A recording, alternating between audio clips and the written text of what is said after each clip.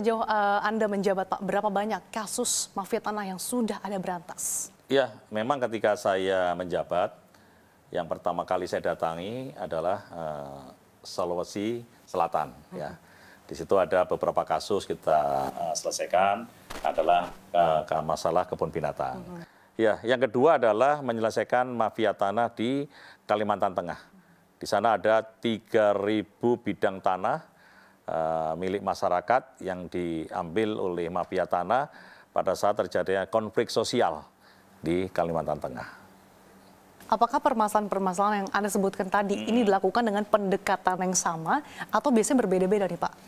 Ya, yang jelas kita melakukan pendekatan. Yang pertama kita akan terus konsultasi dengan korban, ya kan, dan kita identifikasi dan baru kita lakukan tindakan. Modelnya hampir sama kalau mafia tanah. Modelnya hampir sama. Polanya biasanya ada cukongnya, ada bandarnya. Nah, bagaimana Pak untuk memberantas bandarnya ini? Nah, kita tentunya berkoordinasi dengan APH, aparat penegak hukum.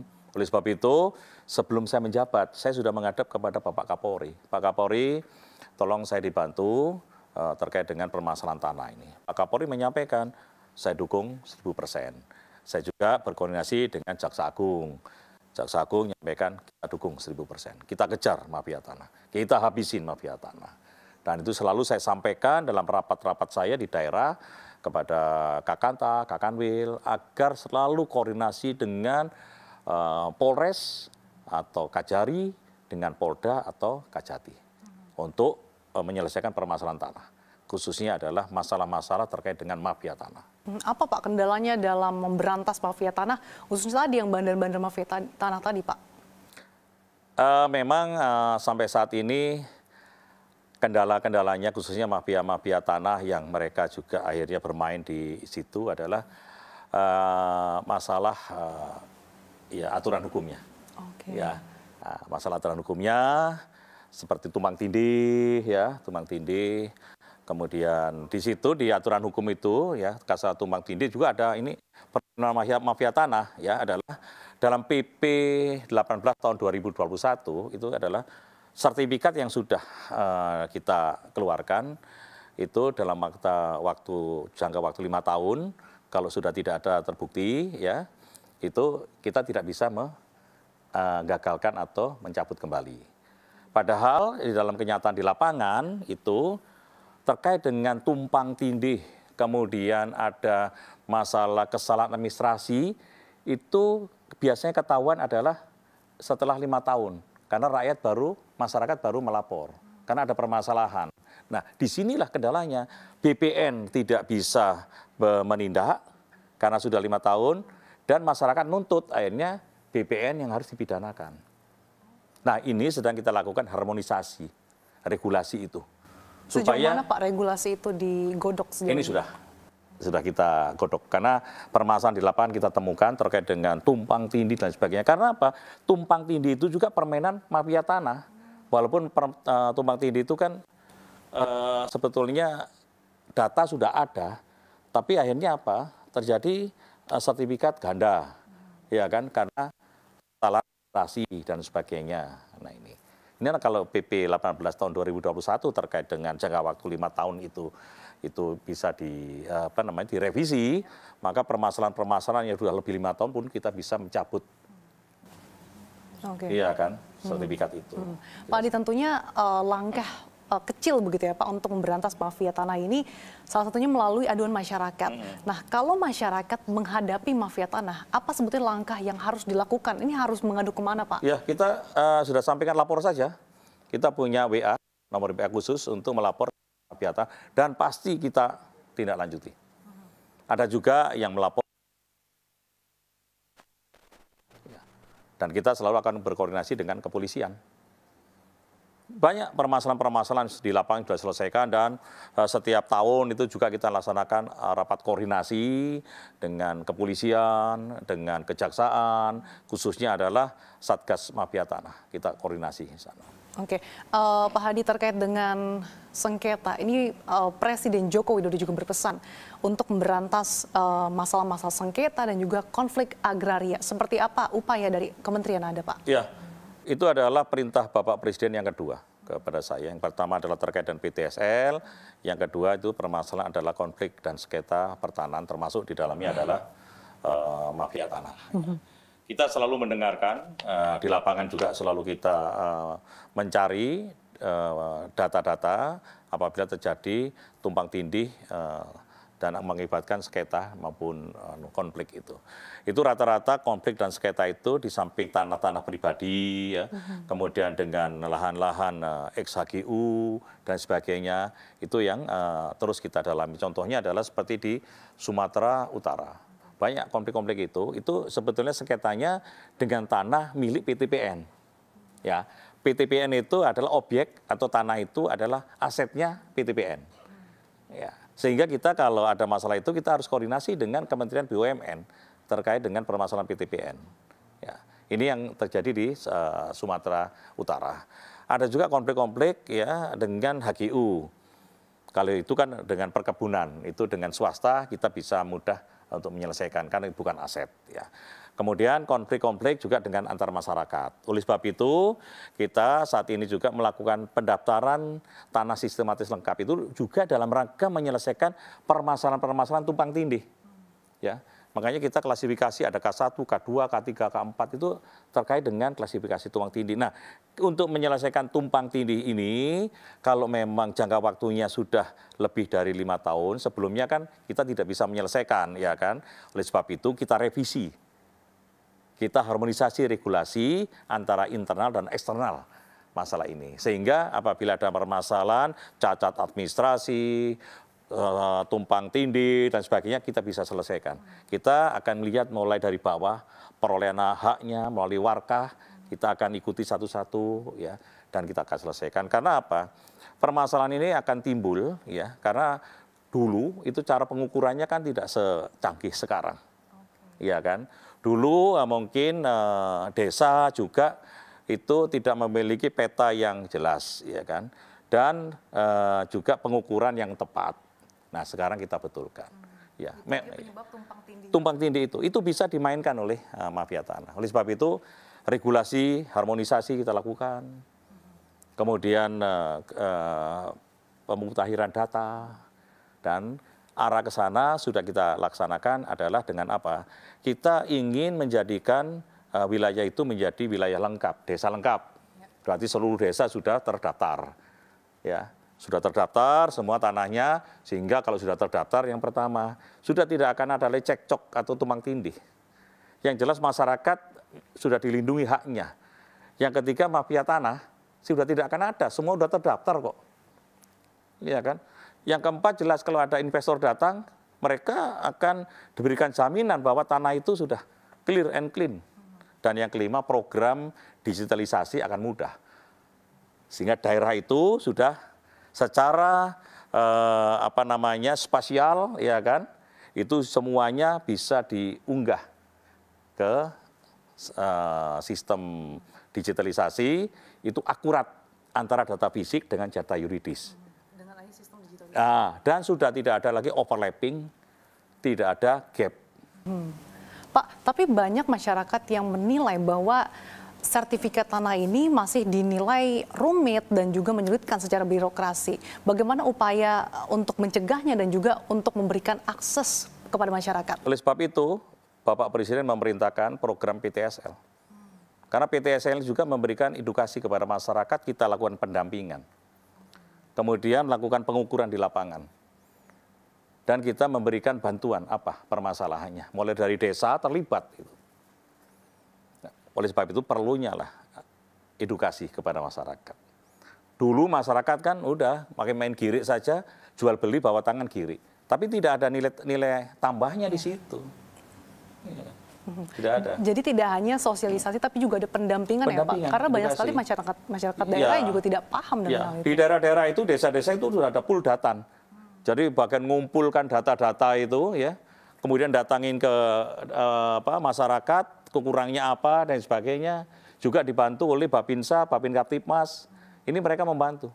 Setiap saya datang, saya ngecek pasti ada Babinsa, Babin Kaptipmas, terus ada juga pool data tadi itu. Sehingga desa itu semuanya sudah termonitor. aparat di desa akan tahu, oh ini tanah milik siapa dan lain sebagainya, sudah tahu semua. Apalagi sudah menjadi desa lengkap.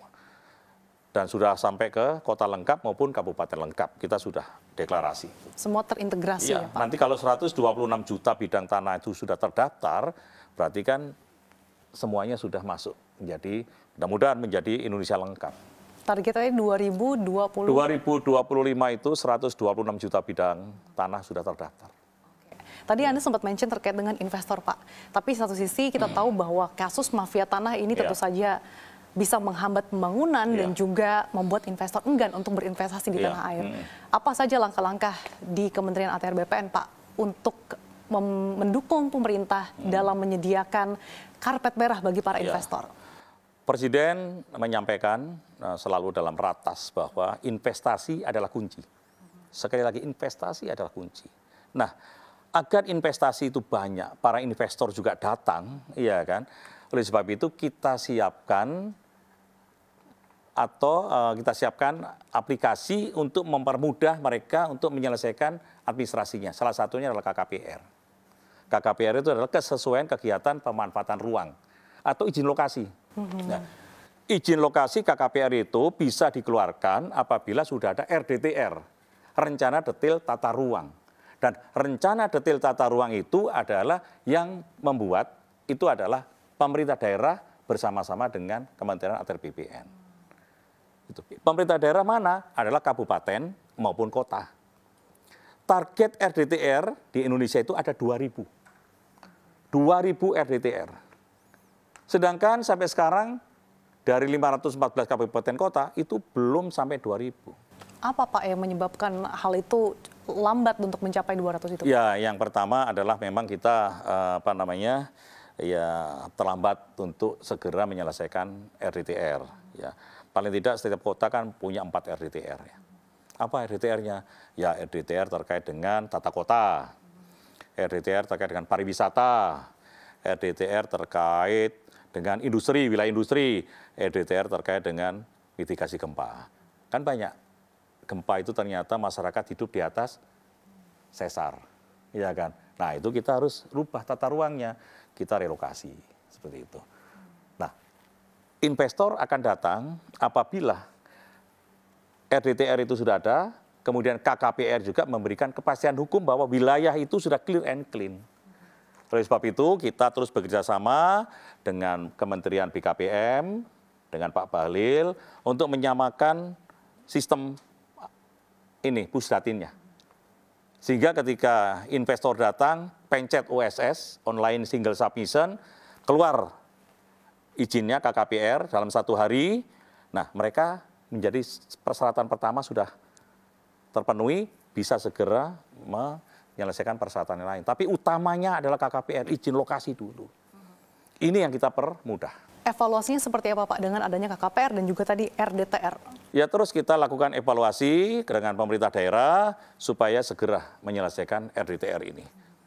Dan kita selalu juga kerjasama dipantau oleh Kemenko Maritim untuk penyelesaian RDTR ini karena investor yang datang ini agar diberikan kemudahan regulasinya dengan hanya pencet saja keluar KKPR, mereka sudah berusaha untuk meningkatkan iklim investasi. Sangat simpel ya Pak? Sangat simpel, tapi di lapangan kita bekerja terus. Harus bisa memadukan antara pusdatinnya ATR BPN dengan pusdatinnya BKPM terus. Ini yang terus kita kejar. Dan kita sudah tahu simpul-simpulnya mana saja yang harus kita selesaikan. Ini. Dan mudah-mudahan tahun ini alat ini sudah jalan, sehingga investor datang tinggal pencet. Oke, semakin mendatangkan investasi yang lebih banyak lagi. Ya, seperti itu. Pak Menteri, percepatan pembangunan proyek IKN ini juga terus digeber oleh pemerintahan Presiden Joko Widodo. Sejauh mana percepatan penyediaan tanah bagi IKN sendiri dari Kementerian ATR BPN? Kita memang diberikan tugas oleh Bapak Presiden 2. Yang satu adalah untuk penyelesaian masalah pertanahan. Yang kedua adalah tata ruang. Penyelesaian masalah pertanahan sudah selesai. Ya, yang pertama adalah penyelesaian masalah pelepasan kawasan hutan, 36.000 hektar, ini sudah selesai. Kemudian kita juga sudah merubah dari kawasan hutan itu menjadi HPL, kemudian nantinya investor datang, akan kita berikan sertifikat HGB di atas HPL. Nah, kemudian bagaimana dengan tanah masyarakat yang saat ini juga terkena proyek IKN, kita juga sudah selesaikan dengan koordinasi dengan pemerintah daerah, ya, untuk bisa membebaskan tanah itu.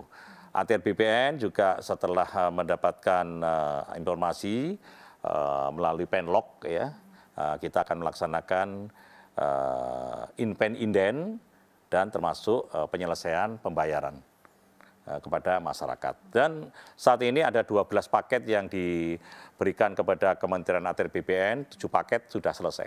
Oke, targetnya 7 lagi seperti apa? 7 paket sudah selesai, tinggal 5 paket. 5 paket ini sedang berjalan, tinggal proses pembayaran saja. Dan kemarin sudah saya tanya kepada dirjen terkait juga, bulan Juli, Agustus ini sudah selesai. Karena masyarakat juga sudah bersedia untuk menerima ganti rugi dan kita proyek sudah berjalan. Dan sekarang khusus di IKN sendiri sudah pembangunan terus berjalan. Sudah dipastikan aman ya Pak terkait tidak sudah. terbebas dari sengketa lahan? Tidak akan ada sengketa lahan. Karena hampir seluruh wilayah hanya beberapa wilayah saja yang memang milik masyarakat. Tapi utamanya kan itu adalah pelepasan kawasan hutan. Oke. Ya. Dan nanti akan disambungkan dengan RDTR tadi, investor datang, pencet, KKPR keluar. Semakin mendatangkan investasi yang lebih tinggi khususnya terkait dengan proyek ibu kota negara. Pak Menteri, terkait dengan badan bank tanah ini kan juga tentunya dinanti-nanti oleh masyarakat. Sebetulnya seperti apa sih Pak progres atau mungkin fungsi dan perannya seperti apa Pak? Ya, bank tanah itu sebetulnya adalah kekayaan negara yang dipisahkan. Ya, bentuknya adalah tadi tanah. Ya. Tanah sendiri diperoleh dari mana? Tanah itu diperoleh dari HGU yang sudah selesai jangka waktunya. Itu sebagian diredis kepada masyarakat, ya. Sebagian juga untuk kepentingan pemerintah daerah, sebagian lagi kita masukkan ke bank tanah. Setelah kita dapat, gunanya untuk apa bank tanah itu? Bank tanah itu bisa untuk kepentingan sosial. Contohnya ada kepentingan masjid, kemudian ada gereja, ada vihara, ya, ada pura, menginginkan tanah itu akan diberikan oleh bank tanah. Termasuk peningkatan prestasi di wilayah. Sepak bola, katakanlah di wilayah kami tidak punya lapangan, Pak. Bank tanah akan memberikan. Kemudian katakanlah ada kegiatan ini, Pak, kegiatan-kegiatan untuk kegiatan peningkatan ketahanan pangan. Bank tanah akan memberikan. Ya. Dengan seperti peningkatan ketahanan pangan, mungkin kita bekerja dengan para investor, ya. Kemudian diberikan tarif profesional, ya, proporsional untuk investor itu bisa menjalankan kegiatan. Targetnya nanti seperti apa Pak dengan adanya badan bank tanah ini? Targetnya memang semuanya kepada kesejahteraan masyarakat.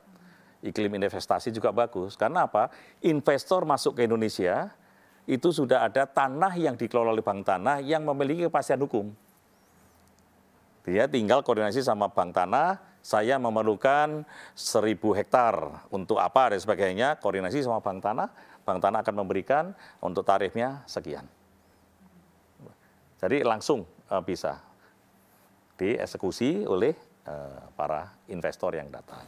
Oke, jadi memang betul-betul tujuannya langsung kepada tadi mensejahterakan masyarakat, utamanya masyarakat daerah juga, Pak. Ya, karena dari bank tanah itu katakanlah tadi sebelum dapat dari HGU kita udah memberikan redis 20%. Ketika menjadi bank tanah ini sudah jadi, masyarakat juga menginginkan 30% akan kita berikan kepada masyarakat. Jadi utamanya itu masyarakat. Masyarakat. Ya, kepentingan sosial kita berikan. Tapi investasi datang juga kita juga siapkan. Saat ini yang sudah dilaksanakan adalah pembangunan lapangan terbang VVIP di IKN menggunakan lahan bank tanah. Itu sudah mulai berjalan, Sudah Pak? jalan ini. Kemudian pembangunan rumah untuk masyarakat di Jawa Tengah.